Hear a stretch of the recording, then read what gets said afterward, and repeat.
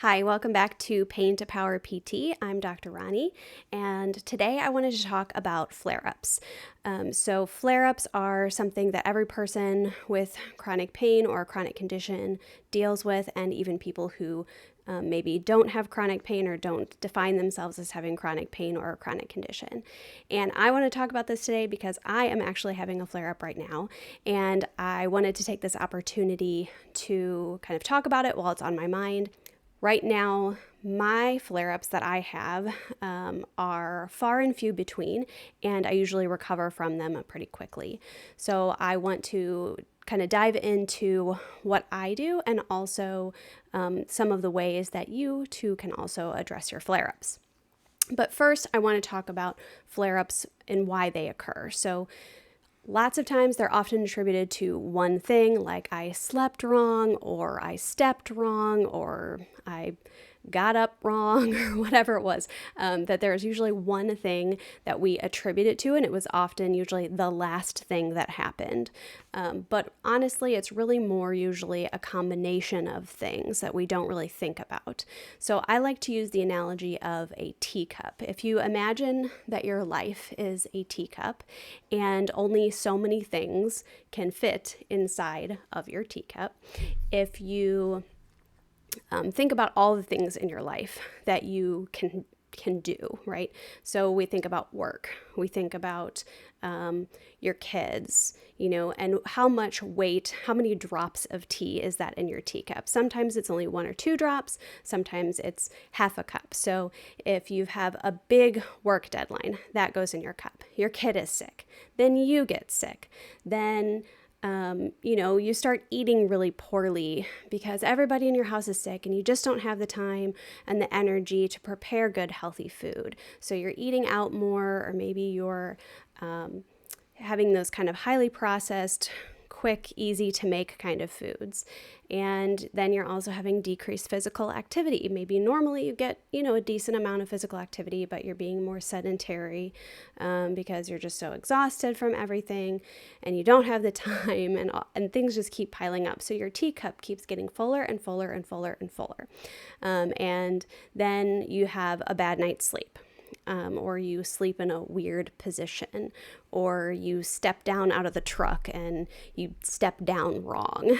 It's often, the flare-up is then often attributed to the last thing that happened versus all of the things that filled up your teacup. You can also think of this as the iceberg analogy, where the iceberg, what you see is just that tiny little bit at the top, but then there's a lot going on beneath the surface. So sometimes we tend to think of this setback or this flare-up as a setback, when in reality it is a part of something bigger. And if you don't have the tools in place to deal with a setback, to manage that setback, then yes, it could be absolutely true that a flare-up is in fact a setback. But if you have a broader context and you have a plan to get out of your flare-up, then it's going to be seen as part of this larger system. And that system that I want to talk about is the cycle of change. Anytime that we want to make a change, there is this cycle that we go through. And the first point in that cycle is called pre-contemplative. And that is the part of the cycle where we're not really thinking about making a change. We're not really taking action. We're not really even ready to do anything. And then the next phase is contemplation. So we are thinking about the thing that we want to happen. So we are thinking about exercising. We're thinking about eating healthy. We're just thinking about it. We realize that there's something that maybe needs to be occurring, but that it isn't. Then the next phase is preparation. So we are taking the steps towards making making that change. So we're buying cookbooks. We're consulting someone about an exercise plan. We're purchasing products maybe. Then we're at action. So that would be more of the purchasing things. And that is where we're taking the action. We're starting to do the activities that we want to be able to do. We're starting to exercise. We're maybe bought a treadmill. We're signing up for exercise classes. we're taking a cooking class, we're talking to someone and consulting someone actively and working with them for help. And then we get into maintenance. Maintenance is usually where people like to stay because that is the easy part, right? It's the part where we say, okay, we feel good with what we're doing and it makes sense. I don't have to work really, really hard to do it. I have sufficient discipline and motivation to continue doing the thing that I'm doing. And then we hit relapse. So relapse is also called flare-up, but what is important in this model is the little arrows, right? The little arrows that each one leads into the other. And this little arrow here from relapse back into pre-contemplation is what's really important because this is a cycle. A pessimist could look at this and say it's a downward spiral, and it would be if you didn't have any kind of plan to get out of relapse. Or flare up. So, but when you have the plan, that's when you can get out of it, and this becomes that upward spiral. So our take home from the cycle of change is that change is inevitable, but how we change is not. If we look at our cycle of change, flare up is just one phase. It's one point within the entire cycle. And in order for this to be an upward cycle, i.e., our flare-ups are becoming less severe, they're becoming far and few between, and we recover from them quickly, we have to have an action plan. We need to know the things to bring us out of the flare-up and to get us back into that other half of the circle. So having a flare-up plan is really important. And in order to have a good flare-up plan, we need to realize that these are highly individualized plans. What works for me is not necessarily what's going to work for you or her or him or someone else. It's highly individualized because the things that fulfill some people don't fulfill other people. They actually drain them. So if somebody said to me, when you're having a flare-up, you really need to get out there and have a party or something. You need to get really social and reach out to a bunch of people and have this really big support network. I would say, heck no, that is so overwhelming. I am an introvert. I need something different. But all of the basics of the plan are still the same for each person. A social component of every flare-up management plan is necessary, but you need to know what your specific components are important to you, and what they mean for you versus someone else. So the first step is always mindfulness in knowing what your triggers are or what the things are that lead to your flare-ups. What are your stressors? What are the things that have gone into your teacup that have led to the teacup overflowing? And these components usually fall into kind of three categories, or at least that's the way that I like to think of it, is our body, our mind, and social. And then that also tells us, where were the problems and where are the solutions. So our body is kind of the easiest one because it's our basic needs. So I like to think of this in terms of handy health habits. This is a model that I use with myself and with all of my clients. And it's easy to think of because you just use your hand as sort of a little mnemonic to help you, a little shorthand, to help you remember what you need to be doing. So these are in order of importance of basically what will get you down first if you're not doing it. So the number one thing we need to stay alive is breathing. So that includes focusing on belly breathing in particular. So diaphragmatic breathing. So that could be, for me, I usually say a check-in of setting some kind of cue for me to practice belly breathing. So that's usually every time I walk through a doorway, that cues me to drop my shoulders, take a deep breath. And then I also plan to set aside particular time to practice belly breathing and relaxation. So calming the nervous system with belly breathing. Then the next thing we need to stay alive is hydration and nutrition. So I use a tracker sometimes to help me stay on target with my water goals, to making sure that I'm being hydrated every single day. You can use a tracker. Also, if you have like a favorite water bottle, make sure that it's clean and that you're carrying it with you. If I'm really, really down, if I have been If when I do my reflection and I look and say, have I been maintaining my hydration goals, and I say, wow, I really haven't. I've hardly drank any water in the past 3 days. Then I might actually get like an IV infusion to just get that really immediate, rapid reset. The next thing on our handy health habit is nutrition. So how are you doing with your food intake? Have you been maybe eating a lot of processed foods, kind of falling into a fast food habit? And what is something, looking at it broadly of how are you eating, but maybe what is a change that you can make right now?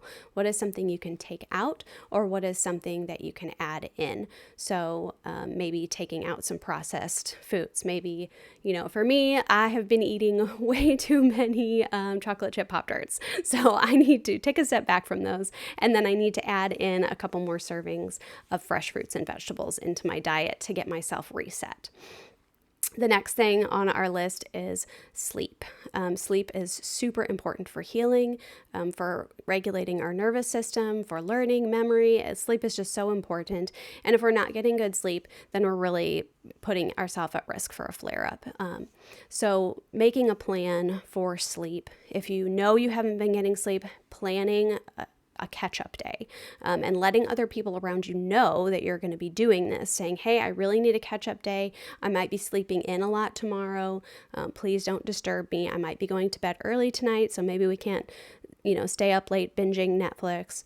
So I need to do a reset. And then setting an alarm for yourself so that you do go to bed on time, and following your bedtime routine. If you don't have a bedtime routine set it. Write it down. You can make yourself a little checklist so that as you go through every single night, you are cueing your brain to go to sleep. You're cueing it to wind down. Then the next one would be physical activity or movement. And maybe this could mean that you need to practice moving more, or you need to practice moving less. Either way, it's really about pacing. Is what is your body asking you to do? Maybe part of the reason that you've had a flare-up is that you've kind of been deconditioned. Maybe you've been sick, you've been sitting, you've been sleeping, you've been laying around more often, and then your body can't meet the activity level that you need to get back to. So that may mean that you need to step up your physical activity level just a little bit gradually over time to get back to your prior level of function. Or it could mean that you need to rest. Maybe you've been pushing yourself too hard. You've been asking your body to do things that it wasn't ready to do. And again, you need to take a little rest, and you need to pace yourself to get back up to an activity level that you need or want to get to. The other thing that I recommend about movement during a flare-up is to find the most amount of activity that you can do with the least amount of discomfort. So we're not trying to push ourselves to do a bunch of activity that our body isn't ready for. We're trying to prevent our body from becoming deconditioned by this flare-up. A lot of people's instinct, and this makes total sense, is to stop moving, to stop all activity. But that is only going to lead to that downward spiral. That is going to lead to us becoming deconditioned and make our flare-up harder to recover from. And it's going to take us longer to get back to our prior level of function. So that could mean doing an activity that is maybe low impact. So let's say it could be for the region that you're having the flare up in, or it could be for a different region. So I'm having a flare up of some hip pain right now, and I just took it really slow. I got on the treadmill today and I walked really slow for about 20 minutes. And that was okay. I had a little bit of discomfort afterwards, but it didn't make my condition overall worse. So it could alternatively also say maybe for you that isn't right to work near that area that is having the flare up. So maybe if it were your hip or something, lower extremity, you would maybe consider doing some weightlifting in a seated position for your arms, or maybe doing some ankle mobility or exercises somewhere else in the body that isn't actively being affected by the flare up. And lastly, on our handy health habit is our mindset and social. So this is those 2 and 3 aspects of our of our entire flare-up plan of looking at our mindset. What have we been thinking about now that we're in the flare-up especially? Are we blaming ourselves or blaming others?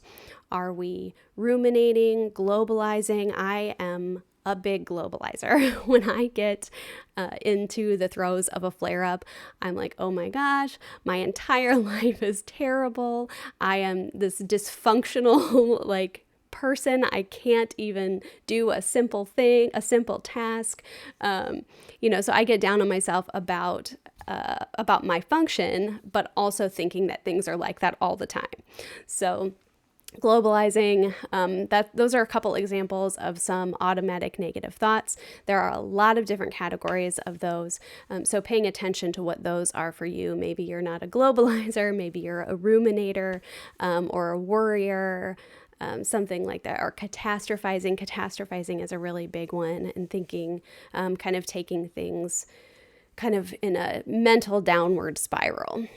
So taking note of those things and acknowledging when they happen, but then addressing the thought directly and focusing on safe thoughts of realizing that this is part of the cycle of change. This is part of something that will change in the future. Again, change is inevitable. How we change is not. So realizing that this is just one phase, this is one step, and it will change again. And taking time to meditate. Meditating is huge. Meditating looks different for different people. Sometimes it's just taking a quiet moment. Sometimes it's listening to music. Sometimes it's prayer. Whatever that thing is for you that brings you to that place of peace and quiet is what's important to calm your body down. Then lastly, that third aspect is social. So again, this may look very different for different people. Some people are introverts, some people are extroverts, and how you get your energy back is what's important, and to focus on that. Setting healthy boundaries, spending time with people who are healthy for you, who are supportive of you, finding those support people. Particularly, even if you are an introvert, it is important to have a social support network, because chronic pain and chronic conditions can feel very isolating, and further isolating yourself is not going to be helpful even if you are an introvert, which I 100% understand the desire to do that because I am an introvert. But finding those safe people who are supportive of you, and maybe even just limiting your time with them, saying like, hey, I'm having a hard time, but I only have 1 hour available, or I would just really like to talk to you on the phone for 30 minutes, and just set a timer, and then just say, hey, I really have to go now. I have to go rest, or I have to go move on to something else, or whatever it is. But taking the time to connect with someone who is supportive of you. And that could also be instead maybe taking some time alone, taking some time to reflect. Reflecting is really, really huge when you're having a flare-up, because if you don't know where you are, if you don't know how you got here, then you're not going to be able to grow from the experience. You're not going to be able to build resiliency from the experience. And it's not going to be helpful, because sometimes people don't even realize when they're in a flare-up, or they don't acknowledge when they are. And if you're not acknowledging where you are, again, it's going to be much harder to get out of it. Or you're going to start globalizing and think that's always what your life is like. So the take home here in all of this is to treat yourself like you are someone who you're responsible for taking care of. A lot of times I think we lose a little bit of that objectivity when we are in a flare-up. We don't see ourselves from the outside. We get into the cycle of like blame or various other negative thoughts, and we lose our objectivity, and we lose that we are responsible for taking care of ourselves, and that we shouldn't be getting down on ourselves and blaming ourselves for our flare-ups. And so that's sort of one of the take-homes of this. Then there's one other thing that doesn't really fit necessarily into one of these body, mind, social categories, and that's just finding the things that are specific to you that calm you down, whether that is in a biological sense or an emotional sense or a social sense, finding those things that do help you and make you feel relieved. So things, making a list of those things, like it could be a hot bath or watching your favorite TV show or playing video games, playing a board game, calling a friend, whatever those things may be. Maybe it's even something simple like just getting, your favorite tea and kind of sitting down and looking out the window, taking those moments to slow down and find peace, because that's really what we want to get to. A flare-up is this time where your body is completely overwhelmed. Your nervous system is on overdrive, and we need to be doing things to bring the nervous system back down to a calm level. So finding whatever it is that calms your nervous system is going to be key. And then the last step in flare-up management, which a lot of people miss functionally, even if they're really good at managing their flare-ups, I find that this last step is often missed by a lot of people. And it's once the flare-up is over, doing some reflection about the flare-up itself. I think a lot of times we're just so happy that we're feeling better that we don't even think about what worked well for us. We're just happy it's gone. We're just happy we feel better. So taking the time after the flare-up is over to reflect on what worked well, what didn't, and then adding those things into your flare-up sort of toolkit, so that you can apply them the next time. Because the better you are at managing a flare-up, the quicker you will recover from it, and the less often it will happen in the future. And then also taking the time to reward yourself when the flare-up is over. So instead of blaming yourself that the flare-up happened, said, I should have known better than to whatever. I should have known better than to lift that box or to help my friend move or whatever. Instead of shoulding on yourself about those things, taking the time to congratulate yourself for successfully managing a flare-up. And then maybe even rewarding yourself with something like a little treat. So thanking yourself for managing it well. So I would like to hear from you guys about how you manage flare-ups. What are some things that work for you? What is your process like when a flare-up occurs? What do you do after the flare-up is over? How do you identify when you're having a flare-up? And what are the tools that you like to use? So let me know in the comments below. And also let me know, what kind of topics do you want to hear about in the future? What's of interest to you? What do you need help with? Where do you need support? Let me know, and I would appreciate a like and subscribe.